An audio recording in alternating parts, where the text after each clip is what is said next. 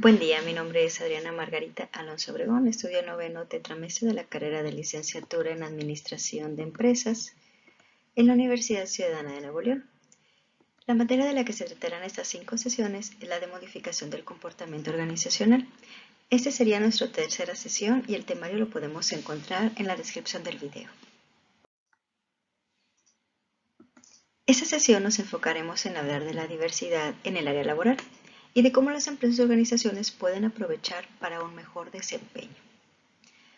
Para el gerente, así como para la administración, la diversidad puede ser muy provechosa, porque si se reconoce el potencial o la fuerza laboral diversa, se puede lograr una gama de destrezas, habilidades e ideas que pueden ser utilizadas para sumar en la compañía, y así ser más eficaces. Por otro lado, lo contrario, al no reconocer el valor, puede llegar a causar malos entendidos, conflictos y problemas de comunicación. Comenzaremos por hablar sobre las características demográficas de la fuerza laboral estadounidense, en la que podemos apreciar cómo es que ha cambiado el comportamiento organizacional a través del tiempo. Por ejemplo, ahora podemos ver que hay mayor equilibrio en las tareas en las que pueden participar ambos géneros sin ningún problema. Las mujeres de hoy tienen mucho más probabilidades de continuar con un trabajo de tiempo completo, lograr mayor escolaridad, recibir salarios similares a los de los hombres. Durante los últimos 50 años, la brecha salarial entre individuos caucásicos y otros grupos raciales y étnicos han disminuido de manera significativa. Los antiguos que hacían diferencias entre caucásicos y asiáticos han desaparecido o se ha invertido esta situación.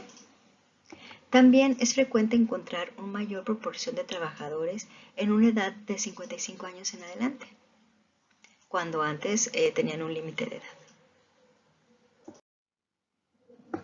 Aunque sabemos que la diversidad puede darnos oportunidades para tener organizaciones más efectivas, también es cierto que aún falta eliminar la discriminación injusta. Definiremos discriminación aquellos juicios que se hacen acerca de individuos en base a estereotipos con respecto a un grupo demográfico. Entre los niveles de diversidad encontraremos los superficiales y los profundos. Definiremos como superficial aquellos que tienen que ver con el género, la raza, el origen étnico, edad o por discapacidad. Y definiremos como diversidad a nivel profundo aquellos en los que existen diferencias en valores, personalidad o preferencias laborales. De los tipos de discriminación en las organizaciones más recurrentes, podemos mencionar los que les pongo a continuación, que son las políticas o prácticas discriminatorias, en las cuales son aquellas acciones tomadas por los mismos representantes de la organización que no son equitativos y que ofrecen recompensas y oportunidades desiguales para el desempeño. Los de intimidación, que se dan cuando existe acoso explícito, amenazas entre los miembros de grupos de trabajo que perjudican el ambiente laboral. El acoso sexual son aquellos acercamientos no consentidos y tipos de conducta, ya sea verbal o física, también de índole sexual, y que van creando un ambiente laboral hostil y a veces suele llegar a ser ofensivo. La exclusión explica aquello que sienten las personas que son excluidas entre oportunidades laborales, eventos sociales, y aunque esto a veces no tenga una intención, vaya, que sea de manera, ahora sí que no intencional. Las burlas e insultos son las bromas o estereotipos negativos, los cuales muchas veces se llevan demasiado lejos. Para el comportamiento organizacional es importante identificar las características fundamentales para describir la importancia y el impacto que tienen. Esto nos permitirá mejorar nuestros resultados laborales y un mejor ambiente de trabajo para nuestros empleados. A nivel superficial, podemos ver que la edad influye en el ambiente laboral, pues se dice o tienen la creencia de que el desempeño laboral disminuye conforme aumenta la edad, pero por el contrario, muchos empleadores reconocen que los trabajadores mayores constituyen un grupo de candidatos de alta calidad, con enorme potencial, y en algunos países como en Estados Unidos, la edad no es un impedimento para desempeñar un puesto competitivo. En el género, en este aspecto, por desgracia, Los roles sexuales siguen afectando la percepción de la gente. Lo mejor sería comenzar por reconocer que son nulas las diferencias importantes entre hombres y mujeres que influyan en su desempeño laboral. De hecho, son iguales en cuanto a la habilidad para solucionar problemas, las aptitudes analíticas, el gusto por competir, la motivación, la sociabilidad o la capacidad para el aprendizaje.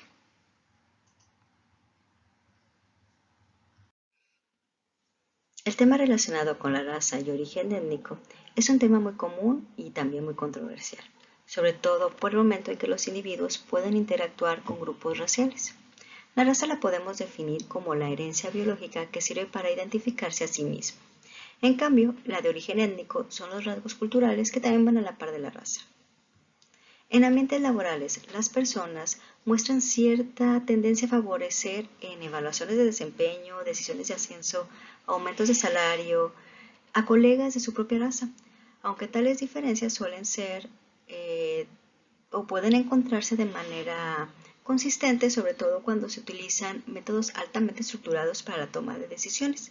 Lo que también se ha mencionado es que la mayoría de las investigaciones indican que los miembros de grupos raciales y étnicos minoritarios reportan niveles más altos de discriminación por el entorno laboral, por lo que algunos estudios sugieren que un entorno positivo para la diversidad en general suele incrementar las ventas. En Estados Unidos, la Comisión para la Igualdad de Oportunidades de Empleo considera como discapacitada a la persona que tiene cualquier impedimento físico o intelectual que limite de manera sustancial una o más de sus actividades cotidianas importantes. Algunos ejemplos son la falta de miembros, algunos que tienen síndrome de Down, trastorno compulsivo, sordera, esquizofrenia, alcoholismo, diabetes y dolor crónico de la espalda. Esos padecimientos casi no tienen elementos en común, de manera que no existe una generalización sobre la retención o sobre la relación que cada uno tiene con la actividad.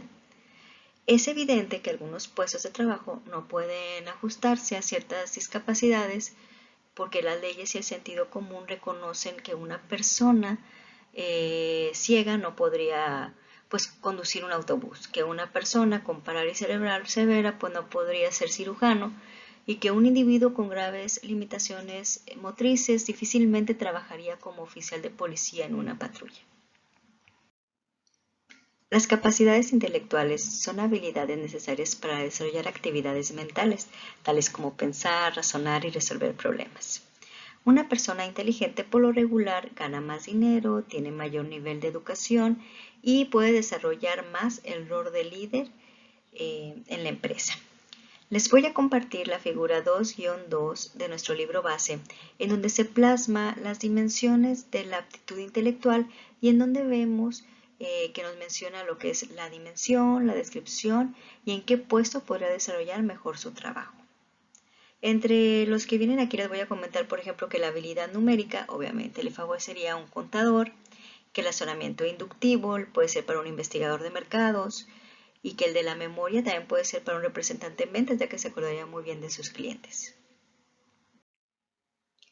Por otra parte, la aptitud es la capacidad que tenemos cada uno de nosotros para realizar distintas tareas en un puesto o en un trabajo. En las aptitudes físicas podemos definir la capacidad de realizar tareas que demandan destreza, fuerza, vigor, entre algunas aptitudes físicas. Les voy a mencionar que tenemos factores de fuerza, tenemos factores de flexibilidad y otros factores como la coordinación corporal, el equilibrio y vigor.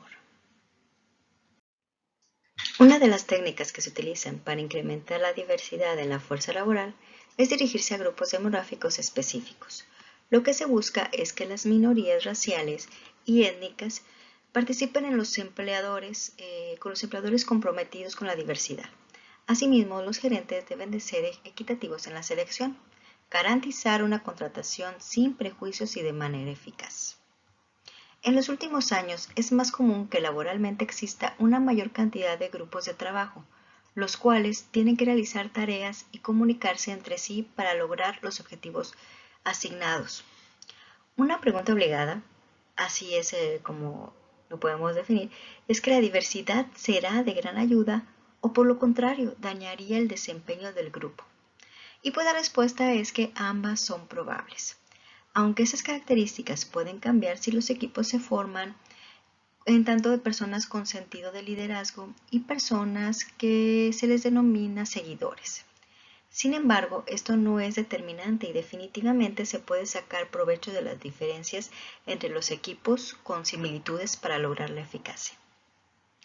Como vemos, cada vez las compañías utilizan sus recursos para aprovechar la diversidad, desde las adecuaciones para las políticas y programas de selección, y que para esto los gerentes deben de prepararse en temas sobre el marco legal, enfocados en la igualdad de oportunidades en el empleo y fomentar un trato justo para todo el personal sin que influya las características demográficas.